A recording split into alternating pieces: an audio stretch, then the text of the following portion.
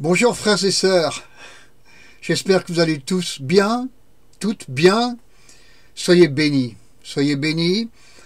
et je confesse que la matière dans laquelle je vais essayer de vous entraîner dans cette vidéo numéro 145 va vous bénir encore plus. Alléluia. Alors en route, si vous le voulez bien, pour cette nouvelle vidéo,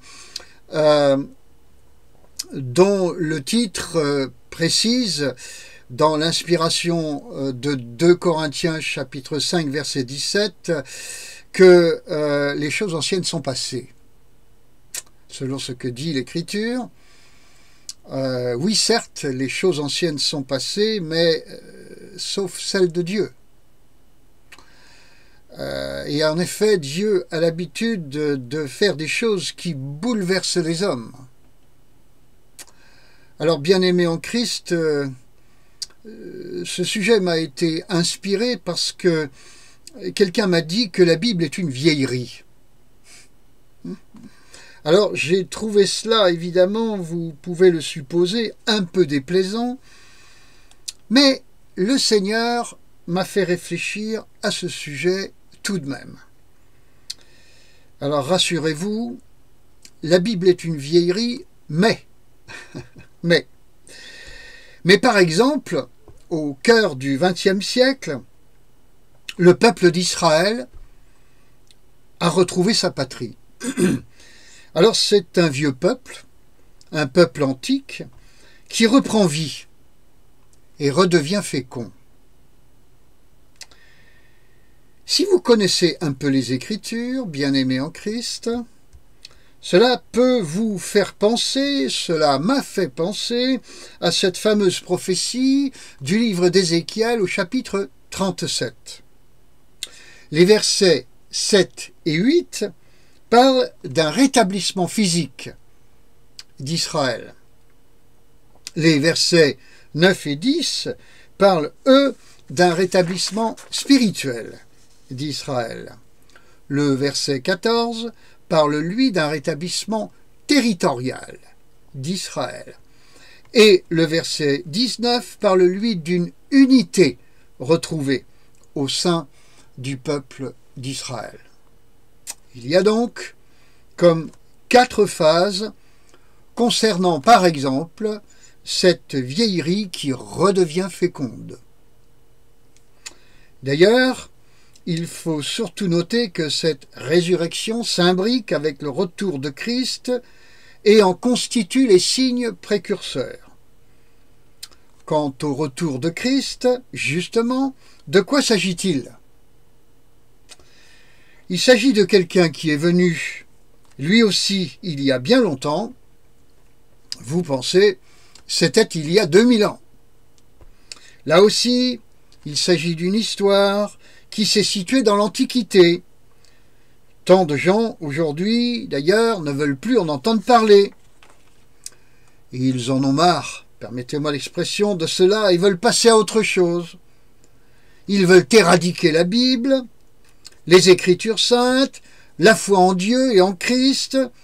Nous savons qui ils sont. Philosophiquement, spirituellement, politiquement. Nous savons qu'ils disent « Mais où est donc leur Dieu ?» comme c'est écrit dans le psaume 115 au verset 2.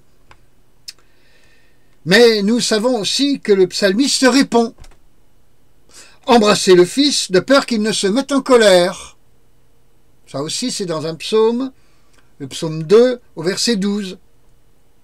Et encore « Notre Dieu est au ciel et il fait tout ce qu'il veut. » Et là on revient dans le psaume 115 au verset 3 cette fois-ci. Et c'est ainsi que le Messie, venu il y a 2000 ans, donc perçu comme très ancien, va réapparaître.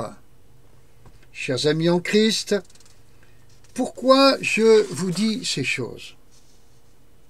Ou encore, quel message voudrais-je faire passer dans cette vidéo numéro 145? Eh bien, nous avons coutume de dire que Dieu appelle des jeunes et qu'il faut leur faire de la place, que les anciens doivent accepter cela, Alors je dirais oui, certes, mais approchons notre oreille plus près de la bouche du Seigneur. Car la bouche du Seigneur a dit ceci. Elle a dit Sarah, femme d'Abraham, malgré son âge avancé, fut rendue capable de donner le jour à une descendance, dans son âge et malgré son âge avancé. Vous trouvez ça dans Hébreux, chapitre 11, verset 11. Et la bouche du Seigneur dit encore, d'un seul homme, un homme déjà atteint par la mort, il est parlé d'Abraham, sont issus des descendants aussi nombreux que les étoiles du ciel et que le sable de la mer. Encore Hébreux, chapitre 11, verset 12.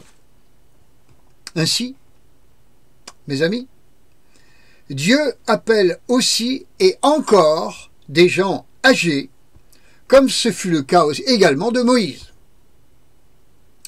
Permettez-moi de vous faire remarquer, si votre culture va jusque-là, que dans l'histoire moderne, et en des heures graves, ce sont souvent des gens âgés, ou en tout cas d'un âge certain, qui se sont trouvés en situation de sauver leur peuple respectif. Et alors que l'on dit volontiers à qui veut l'entendre qu'on ne fait pas du neuf avec du vieux, il faut surtout ne pas oublier que Dieu est au ciel et il fait tout ce qu'il veut. Or, notez que je suis en train de vous dire qu'en l'occurrence, Dieu va aller rechercher ce qui est vieux pour faire du neuf. Cette parole est prophétique. Cette parole n'exclut pas la jeunesse. Jeanne d'Arc était jeune quand elle fut appelée à relever la femme moribonde que la France était déjà à l'époque. Et la vieille femme moribonde se releva. Marie, mère de Jésus, a conçu le Sauveur dans sa jeunesse. Et nous allons en reparler dans la conclusion de cette vidéo. Mais, quelques mois auparavant, une autre femme, Élisabeth, épouse d'un sacrificateur, parente de Marie, Élisabeth, stérile et honteuse de son état, comme c'est écrit dans Luc chapitre 1, versets 36 et 25, a pourtant, Élisabeth, conçu un fils dans sa vieillesse. Élisabeth. C'est pourquoi nous verrons, et en France notamment, un phénomène du type Élisabeth, la vieille femme, qui va devenir féconde, élever des Jean-Baptiste, qui appelleront la nation à la repentance, et beaucoup de Français et autres répondront à cet appel. Ils y répondront car ils seront usés, fatigués, au bout du rouleau, fatigués d'avoir cru dans les âneries du diable. Mais les fatigués et au bout du rouleau vont reprendre de la vigueur et de la visibilité, comme on dit maintenant d'ailleurs. C'est ainsi que, comme pour Israël, les chrétiens vont sortir de leur discrétion et vont se faire voir courageusement. Le Saint-Esprit va les oindre tout à nouveau. Ils vont reprendre les lieux volés par Satan. Et ils vont, de surcroît, cesser leur division pour la majorité d'entre eux. Autrement dit, comme pour Israël, je vous rappelle Ézéchiel chapitre 37, il va s'agir de 4 phases au travers desquelles, comme Sarah et Élisabeth, cette idée de la vieille femme qui va redevenir féconde, devenir féconde ou redevenir féconde, comme vous le voulez. Certes, Il y aura des vierges folles jusqu'à la fin. On le sait. Mais Dieu va secouer la France et d'autres entités. Sa charrue va retourner la terre des cœurs. Et l'assemblée des vierges sages va grossir, alléluia, à vue d'œil. Et cette assemblée des vierges sages, en forte croissance, s'enorgueillira-t-elle, je vais y arriver, d'être jeune et belle? Non point, non point. Aucune église ne dira plus qu'elle est la meilleure. Aucun leader ne jouera plus les stars. Dieu fera descendre les marches à ceux qui étaient montés trop haut. Ceci a déjà commencé et va s'amplifier. Et alors que des noms et des hommes seront cloués au pilori, le peuple de Dieu gagnera de l'humilité et de la force. De jour en jour, son courage grandira, ainsi que son intelligence. Frères et sœurs, les choses anciennes sont passées. Ah oui, mais sauf celles de Dieu. Et le Seigneur prépare, permettez-moi de vous le dire, un festin de vins vieux, des vins vieux clarifiés, comme c'est écrit dans le livre d'Ésaïe, au chapitre 25 et au verset 6. Aujourd'hui, bien-aimés en Christ, plutôt que de penser sans cesse à vous, bénissez le Seigneur qui va faire ces choses. Bénissez la vieille femme qui va redevenir féconde. Bénissez la nation dont le cœur va se réchauffer. Elle va guérir physiquement, spirituellement, dans son territoire également, et unitairement, juste avant que le Seigneur revienne. Bien-aimés en Christ, et ce sera là ma conclusion. Soyons comme des scribes instruits, c'est-à-dire des disciples qui ont saisi les mystères du royaume de Dieu. Lisons Matthieu chapitre 13, verset 52. Il y est dit que le royaume de Dieu est semblable à un maître de maison qui tire de son trésor des choses nouvelles et des choses anciennes. Que dit Jésus dans cette parole? Étonnamment, il cite les choses les choses nouvelles en premier, puis les choses anciennes en dernier. En effet, par exemple, Marie était nouvelle, et elle a accouché du Seigneur, ainsi nommé l'Ancien des jours. Elle a accouché d'Emmanuel, Dieu avec nous. Elle a accouché, elle, la nouvelle, de ce qui était et de ce qui est ancien, c'est-à-dire le Dieu éternel. Habituellement, frères et sœurs, sur cette terre, ce sont les choses anciennes qui donnent naissance aux choses nouvelles. Les parents donnent naissance aux enfants. Puis les parents disparaissent, laissant la place aux enfants. Comme les choses anciennes disparaissent aussi, laissant la place aux choses nouvelles. Mais ce que Dieu va faire, en ces temps messianiques dans lesquels nous nous trouvons, c'est ramener, faire revenir ce qui est ancien, ancien avec un grand A, en l'occurrence le Seigneur, déjà venu il y a 2000 ans, et qui existait avant Abraham. Il existait avant Abraham, Jean chapitre 8, verset 58. Il était au ciel avant sa venue sur terre, Jean chapitre 6, verset 62, et son origine remonte au jour d'éternité. Michée, chapitre 5, verset 1, Proverbes, chapitre 8, versets 22 et 23, Évangile de Jean, chapitre 17, verset 5. Ainsi, bien-aimés en Christ, avec le retour de Jésus-Christ, ce qui est ancien sera la conclusion de toute chose. C'est la raison pour laquelle Matthieu, chapitre 13, verset 52, cite les choses anciennes en dernier. Mais le retour de l'Ancien des jours sera également précédé du retour de choses anciennes. Nous avons déjà parlé d'Israël, cette vieillerie qui est revenue. Mais il y aura un regain d'autres vieilleries. Regain d'intérêt pour la Bible.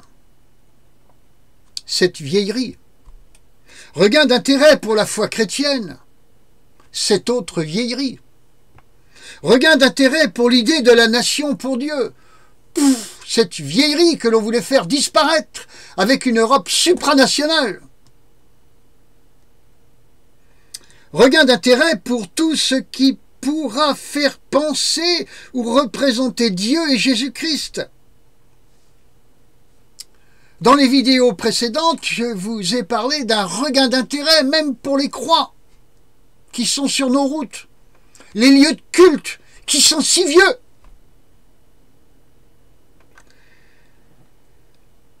Les choses nouvelles, injectées par le diable et dites progressistes, vont être vomies par un nombre grandissant de gens. Car l'Église du Seigneur, la vieille femme, et les vieilleries qui la composent vont être fécondes dans leurs derniers jours, avant le retour du Seigneur, qui est l'Ancien des jours. Voilà ce que Dieu fait. Voilà ce que Dieu a l'intention de faire. Le royaume des cieux est semblable à des choses nouvelles et des choses anciennes. Les choses anciennes, citées en dernier dans ce verset, qui reviennent, qui vont noyer les choses nouvelles du diable, ces fameux progrès du diable, qui ne sont que source de perdition, vont être, alléluia, Dieu est l'oméga, celui qui dit le mot de la fin, noyés par les vieilleries de Dieu qui reviennent. Alléluia. Comme des femmes fécondes qui, sur la fin de leur vie, donnent naissance à des enfants de façon inattendue. Dieu est le Dieu de l'inattendu, frères et sœurs. Laissez-vous percuter, laissez-vous emporter par les inattendus de Dieu. Ces choses de la fin, vieilles, qui reviennent, avant que lui-même, l'Ancien des jours, ne revienne. À lui soit toute la gloire. C'était la vidéo numéro 145. J'ai voulu qu'elle soit pleine d'espérance et qu'elle fasse souffler l'espérance qui vient d'en haut, dans vos cœurs.